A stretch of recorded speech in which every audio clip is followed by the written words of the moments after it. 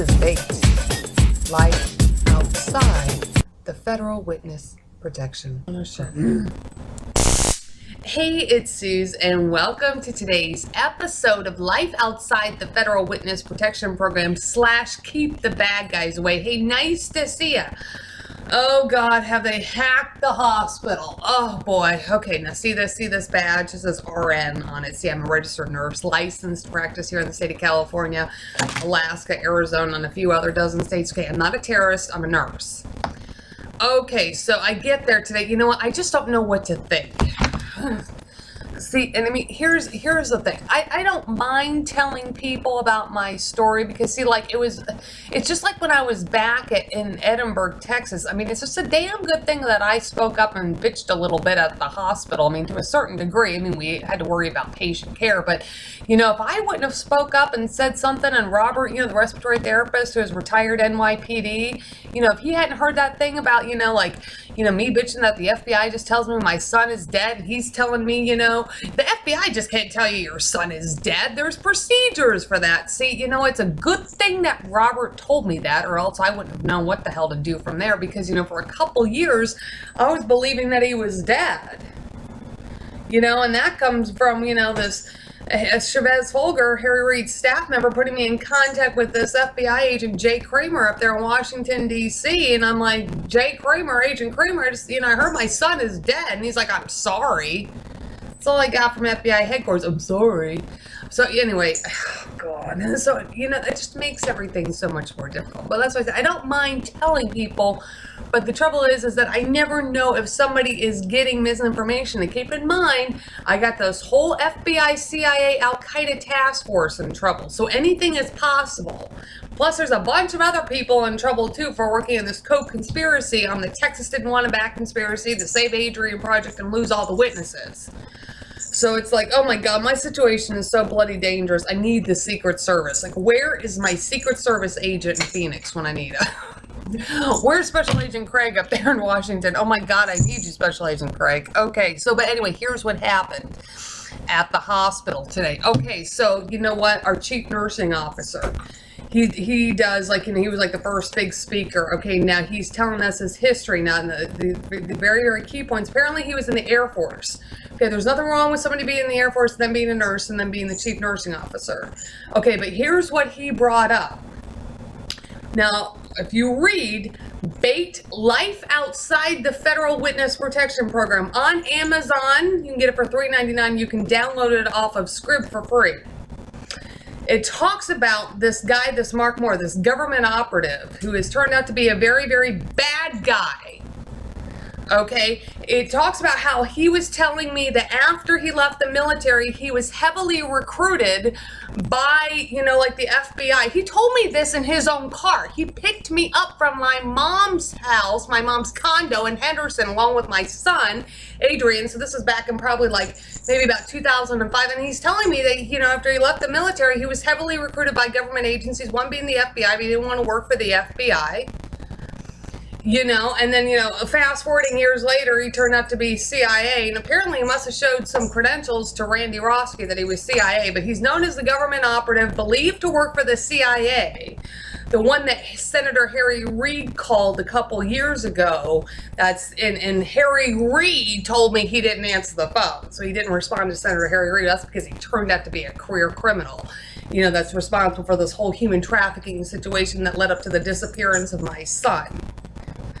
And he might have even been the one that assaulted him. I don't know. But anyway, so if you go back and read that and then listen to what my chief nursing officer said today. So he's saying that he was in the Air Force and that he was heavily, you know, recruited by government agencies. And he said, you know, there's 3 routes that you can go. One is law enforcement. The other one is healthcare. And the other one is working for the CIA and working in clandestine operations. I'm thinking, fuck a duck, dude. God damn it. This Mark Moore, somebody in the CIA has hacked my chief nursing officer. Holy shit. It could be the FBI, it could be this agent Chris Byers. Somebody has hacked my chief nursing officer. Son of a damn bitch. I mean, couldn't just be the little person. It has to be the chief. So I'm just thinking, oh my God, please get me through these 13 weeks. things. What the hell am I going to do? And he's talking about how he's in the Air Force, you know, how basically they would just jump out of a plane and, like, you know, whatever. Like, you know, destroy things. And I'm sitting there thinking, oh, yeah, and you destroy any kids overseas? I mean, that's what I'm thinking to myself. But anyway. But see, like, that's too much of a coincidence. So that gets me highly suspicious. Highly suspicious. You know, from that point, I don't know what to think from that point, but that throws up red flags in my brain. Holy crap, dude. Okay, and then there's a bunch of other travel nurses there because they were still working on this computer conversion. So one, when I was walking up to Human Resources this morning, caught me outside of Human Resources. And of course he wants to talk to me. And of course he's a retired cop. Of course, there's always one. Is that supposed to be the one that I'm supposed to talk to and tell my story to, and that he would be able to analyze that because he's a retired cop like Robert down there in Edinburgh? Okay, well, whatever. I didn't say anything. And then there's another one from Buffalo, New York, who works for supplemental health care. And so I was telling her briefly some of the shitty things that supplemental health care did. And I told her I got this, you know, other channel called I Travel Nurse TV. And I have yet to do, you know, a review on supplemental health care. But you know what? I think tonight's going to be the night where I just, you know, speak my piece about that shit with supplemental health care and the shit with fucking Buffalo, New York. You know, but I'm just like, oh, here we go. Here come the spies. See, because there was a spy from Buffalo, New York that worked for supplemental health care up there in Barrow, Alaska. Here comes the spy from Buffalo, New York for supplemental health care down here in Indio, California. That's why I said, you know, they can hack certain things and they feed stuff through certain channels. So if you were following along in the pattern, it'd be really, really easy to see that they can somehow hack and control certain things and then just funnel their little spies in. But so anyway, I don't know what to think at this point. Other than that, the hospital staff is nice, you know, and the hospital's way cute. But you know what? Oh, here's another thing. During after, you know, lunch, or like during the end of lunch, I saw the chief nursing officer, right? Because he had brought up in his speech about how he does a lot of work with Congressman Ruiz. Oh boy, that's a fucking coincidence. Congressman Ruiz, you know, Dr. Ruiz, the one that I've talked about in the last couple of days, something to do with veterans. Now, he could do that. He could actually do that. And there was nothing wrong with that. He is the congressional leader here in this district, and he is an ER doctor. So that's in itself is not coincidental. But let me tell you, when it was the end of lunch and I went up to the chief nursing officer because I saw him and I was telling him, I said, oh, you know, so do you see like Congressman Ruiz a lot, you know, because of the work you do and stuff, you know? And he's like, oh yeah, I'm going to see him this weekend. I'm like, oh, you know what? When you see him, tell him I want justice for the Save Adrian project. And I didn't say anything more than that. I want justice for the Save Adrian project. You know? Said, you know, kids, bad situation, kids.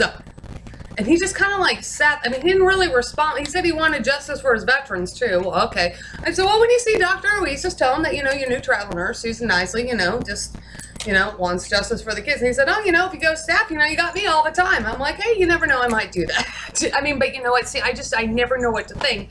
So, but you know what, just sort of the look on his face, you know what, it was the more of the nonverbal look on his face when I said that, you know, because I guess I did say, you know, I had contacted him before I came up here because I'm working with Congress or, you know, something to that effect. So, you know, but like just sort of the look on his face that I had contacted a congressional member that he might know. It was just weird. And especially, see, if they're funneling these government employees like this Mark Moore or these FBI agents are trying to funnel shit in the other way, and here I'm working with Congress trying to get them thrown in prison, you know, my chief nursing officer might be thinking to himself, what the hell? That's why I said, you know what, oh God. That's why when you've got bad government employees on a state level or on a federal level, it's hella dangerous, and it's hella dangerous for everybody. So, but I don't know. We're just going to have to watch that whole thing. Okay, so now get this. One other thing before I went into work today, back to the Save Adrian project, is that yesterday I was looking online for, you know, like Customs and Border Protection. I saw that they had an international office. They call it like an attache or something. I don't know how to say it. It's like French or something. But they call it, you know, it's an international office in Turkey. I'm like, hot damn, that's right near Iran, or it's in the middle of the Middle East, you know. And then so, and see, when I had called Homeland Security Investigations a couple months ago when I was in Marysville, California, I asked them about, you know, finding finding agents with their department like overseas. And he said, well, usually they're in like, a U.S. embassy. And like there was no other way for me to get a hold of Customs and Border Patrol. There was no like international number that I saw to call in Turkey. So the only thing that I could think of doing late last night was actually contacting, the U.S. Embassy up there in Turkey. And you're talking about the kids, and I was actually trying to see if I could get a hold of somebody, in ICE up there, and I said Customs and Border Protection. But so they emailed me back this morning. And like they were saying that there's nobody in Customs and Border Protection in their office. Now, I mean, what, that could be true, or they don't have access to it or something like that. And then they were asking about the kids. So I just sent them like the ICE letter, the ICC letter, the one from John McCain that talks about the State Department. I sent them my letter to the State Department from 2006 with their own case number. And I said, you know what, Cheyenne Ellis with the Office of Children's Issues, said that one of your agents was going to be getting back to me and stuff like that. But there seems to be some non-follow through. So I don't know what the status is. But she told me that you guys had to figure out what airport the kids left from. So if you have any information, contact me back, because I'd like an update. So that was early this morning, and since I sent him stuff from like letters from the Office of the Director of National Intelligence that talked about the FBI and even talked about the State Department, how the State Department intervened in a Colorado family law case. I mean, referencing these points, and then sending this letter from Senator Dianne Feinstein, like all the stuff that I was showing on my videos. So I sent him all of that. So it's probably going to take him a little bit to look into that. But that was very, very nice of the State Department's office there in Turkey to be able to get back to me and ask more questions about the kids. I greatly appreciate that from the State Department's international office. But I still want to know how I get a hold of that Customs and Border Protection office up there in Turkey too, because you know what? This whole thing is like a John Walsh campaign, America's Most Wanted. The more people that are watching, the more people that are looking out for these kids or like trying to foil these criminals, or the more people on this, the better, because you could have one team out and doing something, if anybody's doing something, but let's just say someone might be out doing something now based on the Calexico police report that I made recently. But you know what, that doesn't mean that something could get foiled. The State Department could pitch in and send their team out, and they could all work together, or they could come up with plans, because that's why I said these kids, to my understanding, they're believed to be wrapped somewhere within the Islamic Republic of Iran, or a terrorist organization, or Al-Qaeda, or however you want to look at it. So since we're dealing with a complex issue such as terrorism that's been mishandled by an FBI, CIA, Al-Qaeda task force, and the U.S. Department of Justice, the more people that could be out looking for these kids or doing something for these kids, all the better. So you know what, once I have more information on that, I'll get back to you. And I still haven't got that Homeland Security inquiry from Senator Barbara Boxer's office. But anyway, interesting day. Signs and symptoms of perhaps maybe something not right at the hospital. Don't really know what to think at this point, but you know what? There's always room for progress. I mean, the day was definitely not a bad day. So anyway, that's today's episode of Life Outside the Federal Witness Protection Program / Keep the Bad Guys Away. Keep your stun gun handy.